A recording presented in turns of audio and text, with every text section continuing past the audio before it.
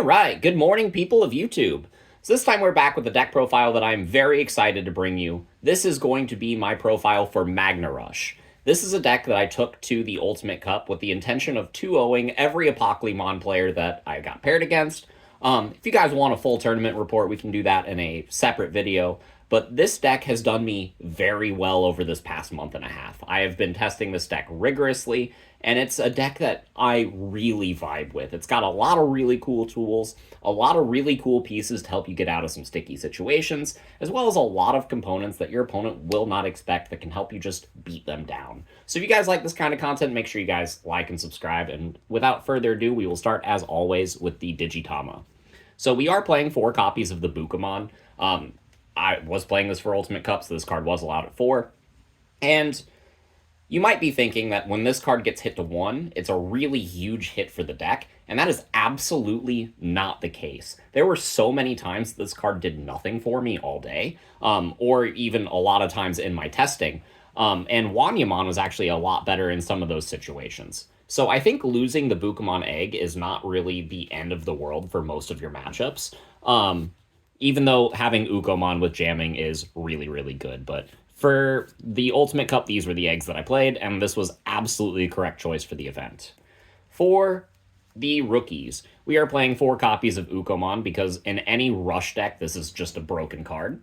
We are playing 4 copies of the Promo Vmon because this card goes into our Magnas for ultra cheap, and its inheritable effect is very important at refilling our hand. We play 4 copies of the Jamming Vmon because, like a lot of times, your opponent will have a Numamon with something under it, and then you won't have jamming off Bukamon anymore. So having jamming on a rookie is really fantastic, especially since we are playing Magnamon, which can get an unsuspend. So this is a really fantastic card for the deck and a very key component for your rush aspect. We are playing 4 copies of the BT12 Vmon. This card is overwhelmingly fantastic at just grabbing your free attribute Digimon, as well as your Davis Tamer. So this card picks up Ukomon, it picks up Magnamon. The only card in the deck that you'd want this card to pick up that it can't is Magnamon X, because for some reason that card is Vaccine. But this card is absolutely fantastic, and it's a very key aspect at, again, refilling our hand. We play the single copy of Armadillomon, and there's a couple reasons for this. The main one is it can grab Magna X, it can grab any of your Magna pieces, but also you have a lot of really good yellow options in the deck, and there are some instances that I wanted to activate a yellow source without paying any memory. So you can go into Magnamon for really cheap, if not free, with the proper setup, but this card requires almost no setup. Because Ukomon is constantly hatching you eggs, all you have to do is slap an Armadillomon in the back, activate your Lonky or your Heaven's Judgment or whatever you want to use, and then you're all hunky-dory. This card is absolutely fantastic, and it is a free attribute Digimon, so we can pick it up off of Vmon if we want to, and this card is just really good at helping the consistency of the deck. Speaking of consistency, the last rookie we were playing is a single copy of the EX3 Vmon. This card cannot evolve in the back. It is only here so that we can slam it off of Davis and discard one of the free cards that we don't need in our hand to draw 2 additional pieces. This card can help get us into our aces, it can help get us into Magna X, it can help grab us options, Death X. This card is absolutely fantastic at just being able to dig you deeper into the deck without specifically relying on hitting a free dude. So there are times that you'll want like a Louis or something, so you'll rather have this than one of your other Searcher rookies. And it's a really good card, and I don't think I would ever play more than one. But for what it does for the deck, it's absolutely fantastic. So those are all the rookies we were playing. It's quite a lot of them, and that is to facilitate our main Rush gimmick. For the level 4s, we got 4 copies of the Magnamon from BT13. I think this is the better Magnamon right now, at least until we get the Bunny deck. And that is because this card all turns will let you draw a card and then float into a Vmon. The only matchup that this is worse in is Leviamon. And I'm willing to take that trade-off. It's a overall really consistent card because it allows you to draw cards whenever it is deleted, and it's one of those cards that lets you play the Vmon from under it. So if you evolve this on top of a Searcher Vmon, then you can recycle that search, get another search, and dig even deeper into the deck. This is a really fantastic card. And having bodies that are really sticky, like this, like the BT8 Magnamon, makes it so that you can constantly put on aggression and make it so that way your bodies have some amount of retention. Not only that, but playing 7 Magnamons in the list let me do wonders against the counter rush matchups. So like decks like Numemon can't swing at me early anymore. Decks like Red Hybrid have to deal with the Magnamon before they can hit my security. These cards are really fantastic at making your opponent play at your pace. If you can make the opponent play at your pace, they are oftentimes going to misstep because this deck can change its pace on the drop of a dime, and it's really fun. It looks like a rush deck, but it actually plays like a tempo deck. And these Magnamons are key facilitators at doing both. Like, it's your key pivot piece. So the other Magnamon we are playing right now is the BT8 Magna. We are playing 3 copies of that. The only reason for 3 of it is because when I was testing it 4 and 4, it felt like way too much Magna. There would be times where I'd have double or triple Magna in hand and couldn't use them all. So I did make the choice to cut one. And I feel like right now the BT13 Magna is the one to play 4 of. Going into the next format, I think this ratio might flip because you'll see more Leviamon. But for this event, this is what I wanted. So for the rest of the deck, we are playing some aces. We got 2 copies of Zudomon Ace, and we got 2 copies of Magna Angemon Ace. I was testing these cards at more copies, but it felt a little clunky. These are some of the best cards in the deck, so you do want to be playing some number of both. And there are a lot of situations where these cards can just kind of steal it for you, right? Because Magnamon being a blue and yellow dude, you know, you can block something, and that's cool. And then your opponent's like, cool, played around his block, I'm going to swing into security. And then you just go ace, and they're like, dang, didn't expect that. And there's a lot of situations, right, where I was playing against like Mirage Galgamon in the tournament. And he would promote his rookie, evolve into his level 4 to get his free tamer, and then like do a bunch of things.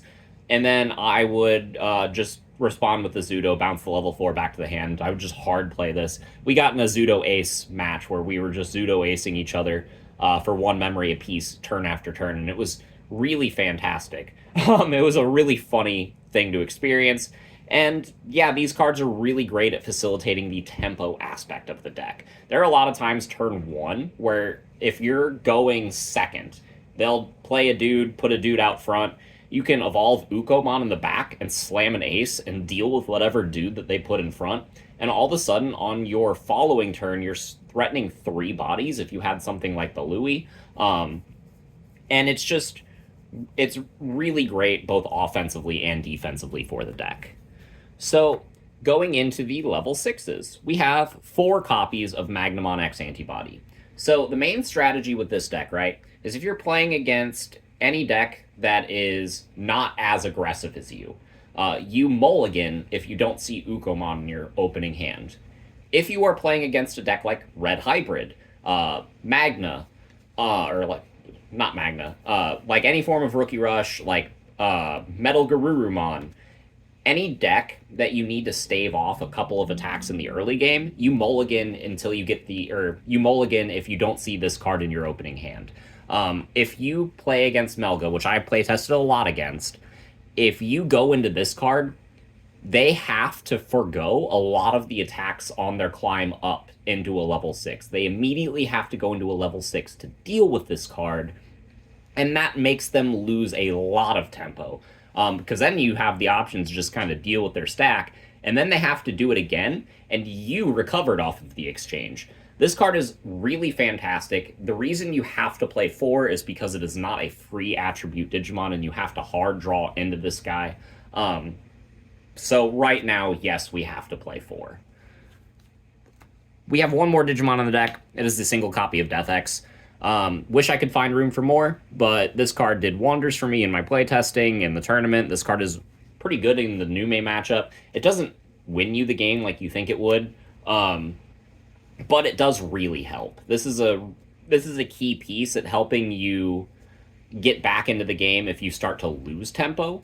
And it's just one of those things that's really good if you're playing into a deck that can go close to as wide as you. Think like Bloomlord, Commandramon. This card is just absolutely fantastic. And I, to be completely honest, this is the card that I was the least sure of in the deck going into the event. Like this, if you need to make a cut, for those budget players out there, you'll be happy to hear that this is the card that I was actually considering cutting, because this card comes into play in a lot of the matchups where you already kind of have the advantage. So it is a good card to include, but I am only choosing to play one. I have gone up. I would consider to go down, but Death X is Death X, right? If you need to see it and you see it, you're probably going to win that game. And every time you cut Death X from your deck, you will kind of wish that you had it. But there are often times that you see Death X where you're like, man, I really don't need this card right now. So those are my thoughts on that. We have a couple more slots to round out the deck. We have the Tamers. We have 4 copies of Davis. This card is just absolutely key. If you open Ukomon, Davis, and Vmon, you're fantastic. You're probably winning that game. You have so much gas. You get so much memory at the start of your turn. You get a lot of resources to work with. And then having a Tamer in play just makes it so that way all of your effects, like the promo Vmon, will trigger. This card is just great. We play 3 copies of Louis.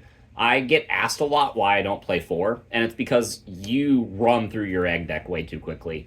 This card is a brick in the late game, and it is a massive extender in the early game. Like, there are times that you'll open 1 or 2 of these, and you'll just be like, yeah, I'm winning this game. But if you have 2 of these in your hand at the end of the game, and you only have like 1 egg left in your deck, you're like, man, this card kind of sucks. So that is the reason why I felt like 3 was a comfortable sweet spot. It was so that I could see it early in the game and get a lot of value off of it, and then hopefully try to rush them down before we even get to the late game state. And this card is really, really good at that. It also gives you more memory at the start of your turn whenever you promote your egg, and it combos with your Ukomon really well. You know, it's a 2-cost body to close out the game if you need just one more swing at the end. Like, Louis is really good.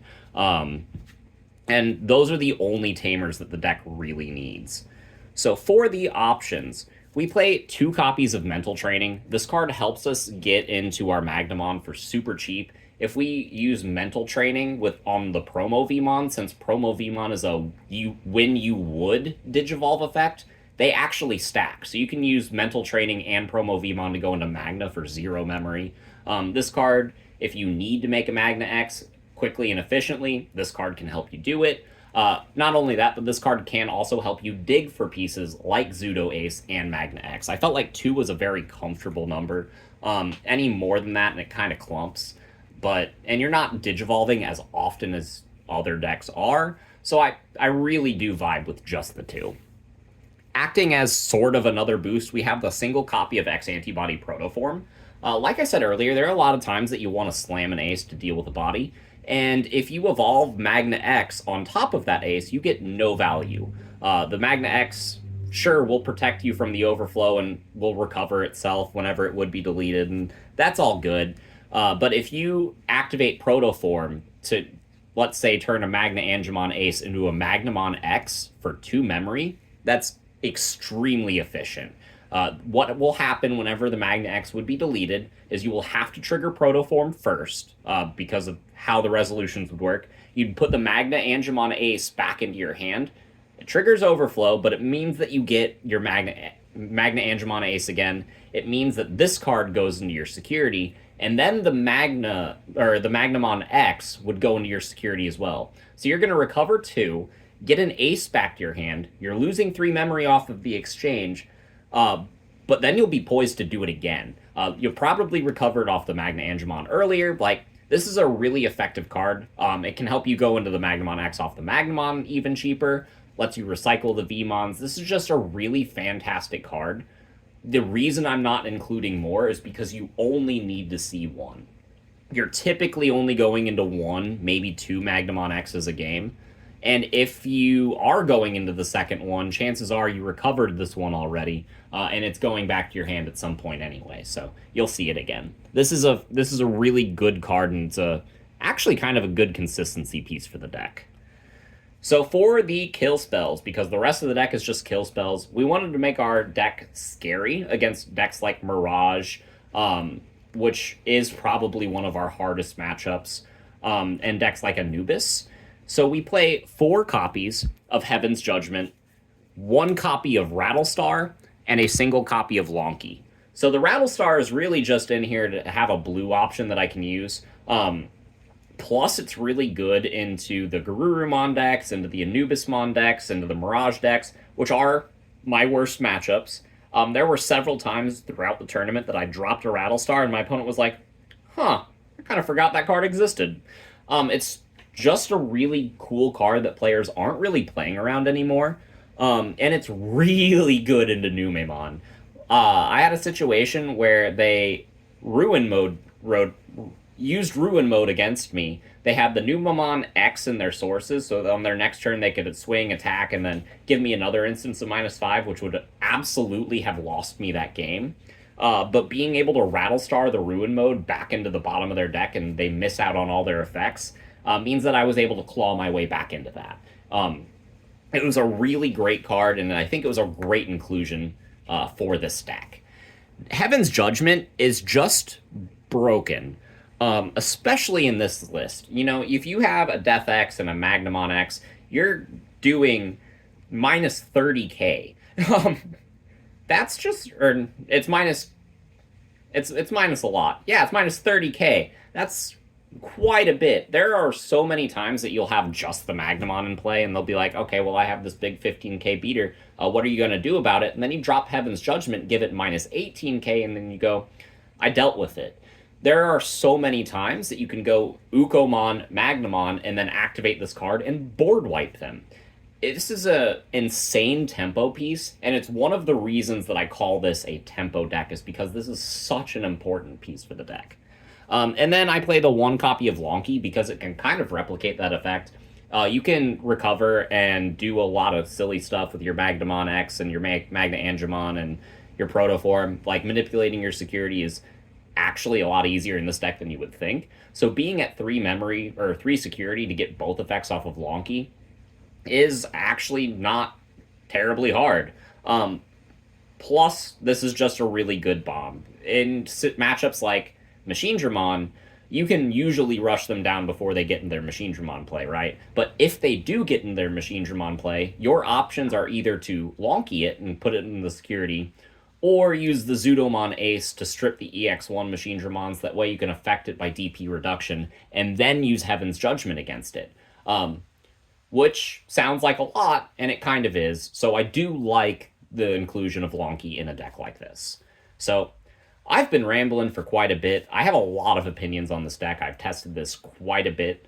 So if you guys want to know opinions on specific matchups or how the Ultimate Cup went, or if you want me to make a full video on my Ultimate Cup experience, please let me know in the comments down below. I think this deck was a lot of fun, and I think this deck only gets better. Even with the Bukamon hit and the Bunny deck, we get a broken Magnamon that acts as another bomb and another way to de-digivolve things, which lets you deal with all of your bad matchups, is kind of great. This is a deck that I strongly recommend that you guys pick up and start playing, because cards like this will only go up when BT16 happens. So let me know what you guys think in the comments down below, and we will see you all in the next one.